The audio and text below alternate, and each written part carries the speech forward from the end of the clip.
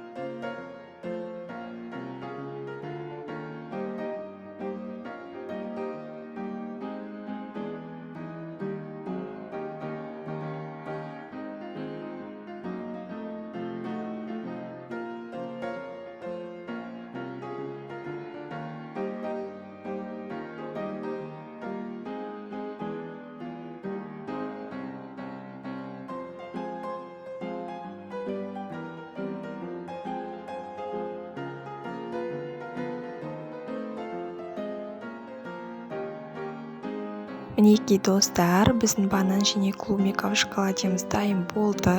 Дәмі сондай дәмді. Холодильникке бір 20 минутқа салып қойдым.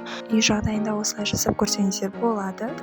Достар, сіздерге видео ұнаса маған тіркеліп лайк басыңыздар. Сіздермен бірге болған оңай тағамдар.